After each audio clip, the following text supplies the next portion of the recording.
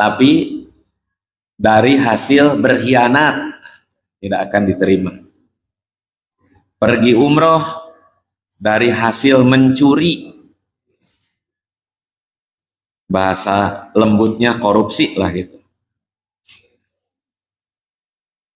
Kemudian pergi jihad tapi menipu, sering bersedekah tapi yang disedekahkannya harta anak yatim. Nah, gitu. Nah, itu menurut keterangan arbaun fi arba'in, 4 masalah dalam 4 masalah. Ini fatwa dari Abu Idris Al-Hawlani. Namun dikuatkan dengan hadis yang diriwayatkan oleh Imam Muslim, halaman 2 ada tarjamahnya. Ada seseorang berdoa dengan mengangkat tangannya ke langit. Bajunya sudah cumpang-camping, rambutnya gondrong dan dekil ya, kotor gitu. Diangkat tangannya ke langit.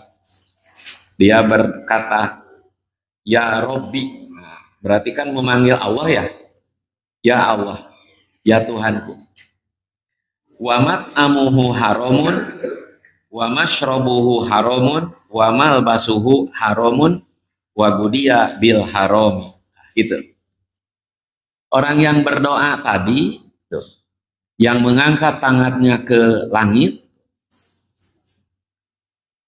dia itu makanannya makanan haram, minumannya minuman haram, pakaiannya pakaian haram, dia makan dengan yang haram, kuat tulang dagingnya dari unsur-unsur yang haram.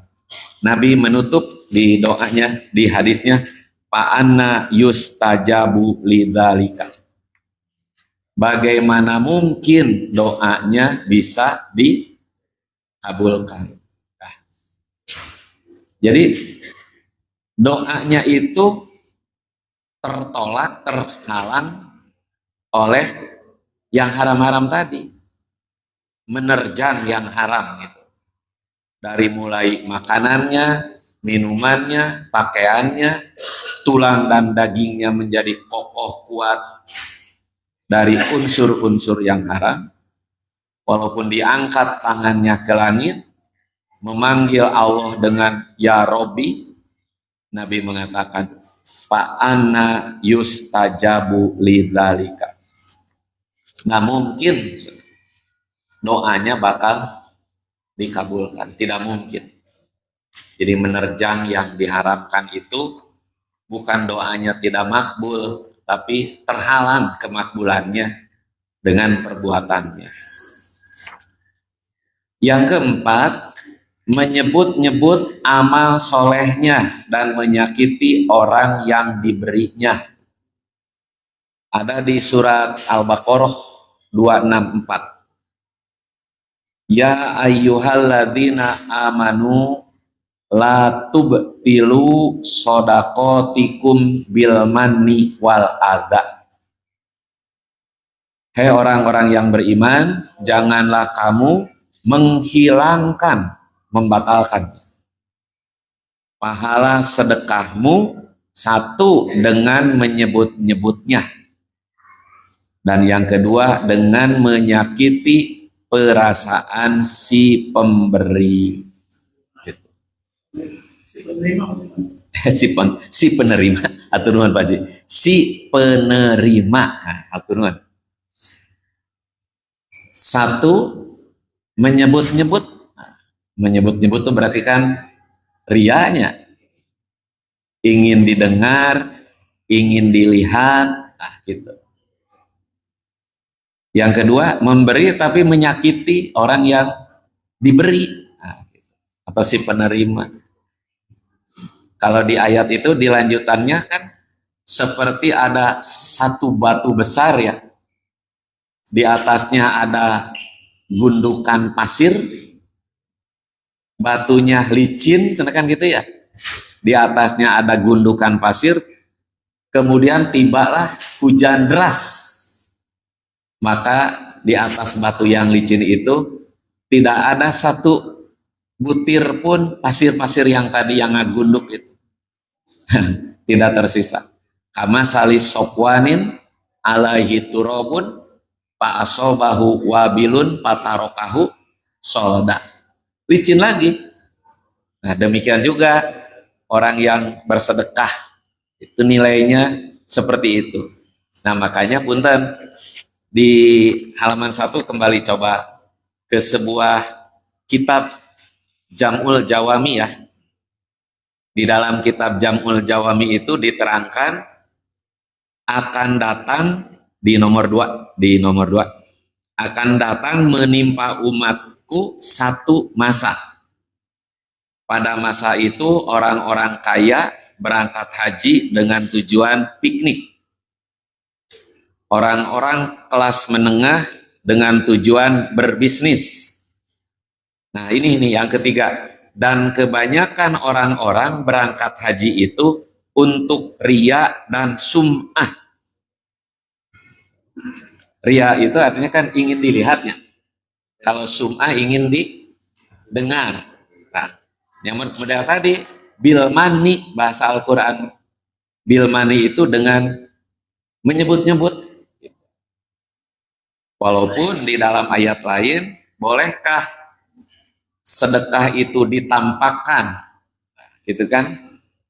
Di dalam ayat itu kan disebutkan boleh sedekah ditampakkan bila tujuannya mengajak orang agar mau bisa bersedekah. Tapi apabila dengan ditampakkannya bakal muncul apa tadi itu? Riya, sum'ah, maka akan lebih baik disirkan. Disirkan itu berarti dirahasiakan. Jadi kalau ditampakkan dengan tujuan mengajak orang lain agar orang lain juga berpartisipasi, itu tidak apa-apa. Dibentengi aja hatinya supaya tidak riya, tidak sum'ah. Cuma kalau khawatir nanti muncul itu karena manusia ya, kan manusia mah cepet gitu tuh berubahnya itu. Maka lebih baik sedekahnya itu disirkan, disembunyikan. Nah, jadi ini yang disebutkan di dalam keterangan kitab Jam'ul Jawami. Setelah nampak memang ada orang berangkat haji, berangkat umroh, tapi mani ingin disebut-sebut gitu tuh. Allah mengatakan jangan kau batalkan gitu ya. Berarti haji kalian, sedekah kalian, umroh kalian dengan ingin disebut-sebut gitu ya. Wal ada menyakiti perasaan orang yang diberi. Di ayat 263-nya ada penjelasan qaulum ma'rufun wa magfiratun khairum min shadaqati yatba'uha adzab. Di 263 perkataan yang baik, nah gitu, dan pemberian maaf itu lebih baik daripada sedekah yang diiringi tindakan menyakiti. Perkataan yang baik itu kalau tidak memberi, minta maaf, tidak bisa memberi, mudah-mudahan dapat di tempat yang lain. Nah, itu perkataan yang baik. Atau minta maaf ya Bu, amit apa sih? Tidak bisa memberi. Qaulum ma'rufun wa magfiratun, itu lebih baik daripada yang tadi, yang bauha ada memberi tapi menyakiti. Ente datang lagi, kapan kayanya sih? Nah, nih, nah gitu. Dikasihnya mah, tapi disakiti. Kamu itu kapan berhentinya meminta-minta? Nih. Disakiti dulu, lalu diberi, atau diberi dulu, lalu disakiti. Mendingan yang tadi, qaulum ma'rufun wa magfiratun khairun min shadaqati yaqbauha adzan. Doakan saja kalau memang tidak mau memberi, minta maaf saja kalau memang tidak mau memberi. Tapi ya, mungkin semua bapak-bapak yang pernah di rumah bakal kedatangan orang-orang yang meminta. Ada yang memintanya memang kita jadi senang hati, tapi ada yang datang yang meminta kitanya jadi kesel, kan gitu ya, manusiawi itu Maya. Bahkan ada yang meminta itu menjadikan rumah kita itu dijadikan ATM. Jadi tiap pagi datang, dan kalaupun tidak keluar ditunggu, nah gitu kan gitu. Dan kita mah kembali kepada hadis, kalau Allah diminta terus menerus, Allah seneng. Tapi kalau manusia diminta terus menerus, manusia mah, ayo di hadis gimana? Bosan, ya bahasanya bosan. Iya. Kalau Allah terus diminta, minta lagi kepada Allah, Allah seneng. Tapi kalau manusia diminta terus menerus, nah, sifat manusianya kata Rasul ada yang disebut dengan bosen. Ya, ini ngutruk ya. Betul ya, ngutruk. Ngutruk itu apa? Bahasa Indonesia. Gelendeng, ya, gelendeng. Menggelendeng. Ngagelendeng. Nah, guru tuh. Oh, kan manusia itu tuh yang begitu tuh ya. Kalau Allah enggak, diminta terus menerus. Nah, guru tuh. Memangnya saya ATM kamu? Nah, keluar kata-kata itu. Karena sudah nggak kuat. Tiap pagi ditungguan baik. Kalaupun tidak datang, ditungguan itu tuh. Ini yang berbicara begini tuh banyak, dan kelasnya memang sudah level-level kiai. Sudah level-level ustadz gitu ya. Ternyata ustadz juga menggerutu ya, sama aja gitu. Manusiawi. Ya mudah-mudahanlah wa'at bi'isayyatil hasanat tamuha ya. Ikutilah keburukan dengan kebaikan. Mudah-mudahan kebaikan itu bisa menghapus keburukan-keburukan itu. Nah, sifat manusiawi nah, itu tidak akan bisa hilang sih dari manusia itu. Tetap manusia sih manusia itu. Bukan malaikat ya. Ada kesel gitu tuh. Yang kelima kita lanjut dulu. Mendahului Rasulullah dalam perintah atau larangan. Apa yang dimaksud dengan mendahului? Allah, Rasul tidak menetapkan hukum, maka manusia jangan sesekali berani menetapkan hukum yang Allah dan Rasulnya tidak menetapkannya. Al-Hujurat ayat 1. Bismillahirrahmanirrahim. Ya ayyuhalladzina amanu la tuqaddimu baina yadayillahi wa rasulihi. Orang-orang yang beriman, janganlah kamu mendahului Allah dan Rasulnya. Itu yang tadi maksud jangan mendahului. Makanya ada satu patokan di dalam Islam, man amila amalan laisa alaihi amruna fahuwa raddun.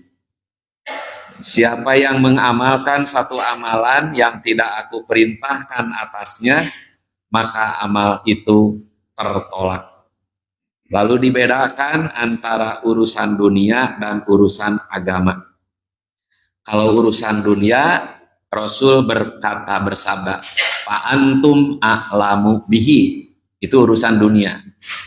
Kalian lebih tahu tentang dunia daripada aku. Tapi kalau urusan agama, Rasul berkata, "Fa idza kana min amri dinikum fa ilayya." Jika itu adalah urusan berkaitan agama, kembalikan kepada aku. Jadi yang dilarang tuh jangan mendahului Allah dan Rasul dalam urusan agama. Kalau urusan dunia, silakan atur. Pantum a'lamu bihi. Kalian lebih tahu daripada aku tentang urusan itu. Ada salah satu sahabat namanya Zaid bin Harisah ya. Zaid bin Harisah itu dulunya pembantunya Siti Khadijah. Kemudian diberikan kepada Nabi dan oleh Nabi dibebaskanlah Zaid itu dari sifat kebudakannya. Budak sih tadinya. Budak hamba berarti. Nah, kemudian karena Zaid itu masih bujang, belum nikah, beliau rencana mau dinikahkan kepada seorang perempuan ningrat, kaya, dan statusnya status tinggi. Namanya siapa? Zainab. Zainab ya. Nah, tentu saja sifat manusiawinya Siti Zainab itu muncul. Saya kan orang ningrat, orang kaya, darah biru, masa harus dinikahi oleh seorang mantan budak? Lalu turunlah ayat kan gitu. Bila Allah dan Rasulnya telah menentukan satu putusan, maka tidak ada pilihan lain. Sedangkan gitu, khiyarotu, tidak ada pilihan lain kecuali harus mengikuti. Nah, akhirnya Zainab tunduk takluk dengan ayat itu. Zainab tuh. Dan akhirnya Zainab itu dinikahi oleh Zaid bin Harisah. Walaupun dalam perjalanan direkayasa lagi oleh Allah, kemudian Zaid menceraikan Zainab, kan gitunya. Nah, lalu pada akhirnya mantan istri Zaid itu dinikahi oleh Rasul, karena dulu ada sebuah keyakinan bahwa anak angkat itu adalah sama dengan anak sendiri, anak kandung. Untuk Ibtolut Tabani membatalkan status itu, jadi rekayasa oleh Allah bahwa kalau memang anak angkat itu adalah sama dengan anak sendiri, tidak mungkin Nabi menikahi istri mantan anak angkatnya. Jadi bukan anaknya, berarti Zainab apa? Zaid itu ya, Zaid itu bukan anak kandungnya gitu, tapi anak angkatnya. Nah, itu ya barangkali ya. Kemudian apa tadi?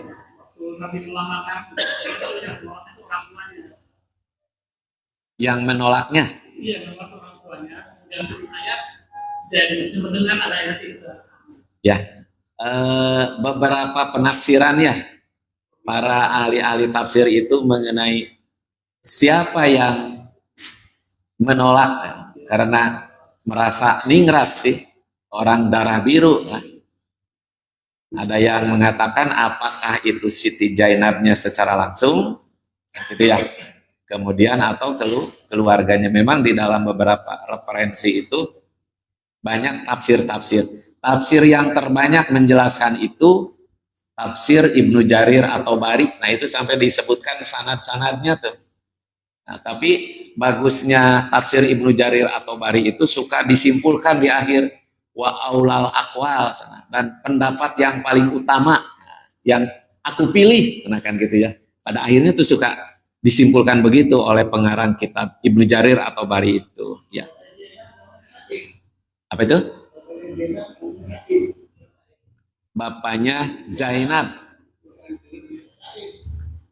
Zainab bin Said gitu. Binti.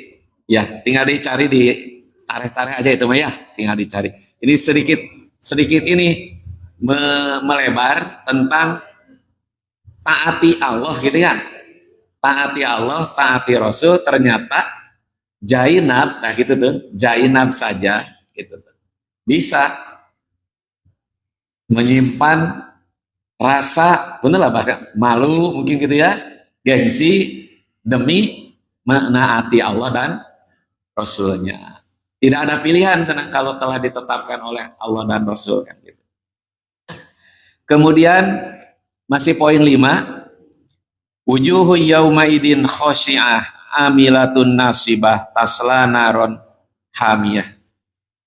Banyak pada hari itu muka-muka yang tertunduk hina, lesu. Amilatun nasibah. Muka-muka itu, orang-orang itu, waktu di dunia amilatun, bekerja, kerja keras. Nasibah, cukup melelahkan. Jadi waktu di dunia itu beramal. Lelah berarti kan banyak amalnya. Tapi di akhiratnya tasla naron hamiyah. Mereka itu dengan amalnya yang banyak dan melelahkan, bukan masuk ke surga, malah tasla naron hamiyah. Kenapa demikian? Kembali ke judul, banyak mendahului Rasul dalam perintah ataupun larangan. Allah dan Rasulnya tidak memberikan contoh, tidak memberikan perintah, tidak memberikan perintah-perintah atau larangan-larangan. Perintah ya dalam hal ini, perintah. Tapi mereka kok mengamalkan. Ini mungkin yang harus jadi catatan untuk kita semua. Tentu saja bukan sedang membicarakan orang lain ya, tapi justru untuk diri kita sendiri. Jangan sampai amal yang banyak, yang cukup melelahkan, tidak ada nilainya. Karena Allah dan Rasulnya tidak memerintahkannya. Capek gawe, teka pake, malah diteke. Nah, gitu. Ayo nih bahasa baru. Yang keenam, masih ada waktu ya? Masih. Yang keenam, imam yang dibenci kaumnya, istri yang dibenci suaminya, dua orang muslim yang bermusuhan. Tiga orang yang tidak akan diangkat, tidak akan diterima amal sholatnya di atas kepalanya walaupun sejengkal. Rajin sholat, tapi tidak diterima amal sholatnya. Siapa tiga orang itu? Yang pertama, rojulun amma kauman wahum lahu karihun. Seseorang yang mengimami satu kaum, padahal kaum itu tidak menyukainya. Jadi makmum itu sangat tidak suka diimami dengan dia. Tidak sukanya karena apa? Gitunya. Mungkin banyak yang tahu gitu tuh ya. Banyak yang tahu bahwa dia itu suka berbuat yang tidak baik, tidak benar. Apalagi kalau maksa jadi imamnya tuh. Tidak boleh orang lain menjadi imam, harus saya yang jadi imam. Itu paling tidak disukai itu ya, yang begitu-begitu tuh ya. Jadi banyak hal itu. Kenapa makmum-makmum itu tidak suka diimami oleh dia? Nah kalau hanya seorang dua orang, kan bisa saja karena faktor pribadi. Ya, karena faktor yang berkaitan dengan personal. Ini mah hampir seluruh makmum-makmum itu tidak mau diimami. Sampai ada makmum yang balik deui. Syah sana imamna, oh si eta tah. Cabut sana gitu. Keluar. Saking bencinya itu tuh. Yang kedua, seorang istri yang tidur dalam keadaan suaminya marah kepadanya. Ini mah di bab pernikahan nih sering dibahas. Dan yang ketiga, wa akhwani mutasorimani, dua orang muslim bersaudara saling bermusuhan. Muslim tapi bermusuhan. Walaupun ada dispensasi, tidak boleh lebih dari 3 hari, nah gitu. Nah, tapi jangan dimanfaatkan, mengpeng baru 2 hari. Ya tetap baiknya gitu. Hanya dispensasi gitu ya, hanya dispensasi. Nah jadi sholat rajin, tetapi pahala dari sholatnya tidak naik, tidak diangkat. Seorang imam, seorang istri, dan 2 orang saudara muslim yang saling bermusuhan. Terakhir, bertanya ke dukun tentang urusan gaib. Barang siapa mendatangi dukun atau tukang sihir lalu mempercayai yang dikatakannya, maka ia telah kufur terhadap apa yang diturunkan kepada Nabi Muhammad. Sengaja datang, bertanya, dan mempercayai apa yang dikatakannya. Dia telah kufur kepada Al-Quran. Gitu ya. Di hadis lain, siapa yang mendatangi peramal, arrofan, kalau tadi kahinan. Arrof itu berarti kan tukang arrof dari arofa itu artinya dikenal ya, dikenal kan gitu. Berarti ma'ruf, diketahui, ya tahu ini dan itulah gitu menurut orang-orang. Bertanya kepadanya tentang sesuatu, sesuatu yang dimaksud adalah yang gaib-gaib, maka sholatnya tidak akan diterima selama 40 lailah malam. 40 malam. Ya kalau nanya alamat sih nggak apa-apa ya. Pak Dukun kalau kampung A di mana? Nah itu tidak apa-apa. Tapi kalau bertanya tentang yang gaib-gaib, nah itu lalu dibenarkan ucapannya, itu satu kufur kepada Al-Quran, kedua pahalanya gitu dari sholatnya tidak akan diterima 40 loh. Lama ya gitu, berarti tidak diterimanya itu. Kemudian yang akan menghancurkan itu diantaranya Rasulullah bersabda, sesungguhnya jampi-jampi, rukok, tangkal-tangkal, pelet-pelet, itu masuk kategori syirkun, syirik.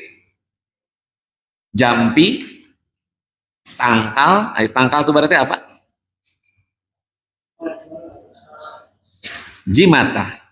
Jimat ya. Kemudian tiwalah itu pelet. Nah, pelet itu berarti asihan-asihan ya. Bila diyakini bahwa dengan jampi itu, dengan tangkal itu jimat ya, dengan pelet itu ada hasilnya, maka dia telah melakukan perbuatan syirik ya, telah melakukan perbuatan syirik. Kecuali jampi-jampi yang memang diajarkan oleh Rasul, kita meyakini dan kita hanya mengamalkan apa yang diperintahkan oleh Rasul. Adapun yang mengizinkan dan mengabulkan bukan karena jampinya, tapi tetap dikabulkan dan diizinkan oleh Allah Subhanahu wa Ta'ala. Nah, ini yang perlu diluruskan.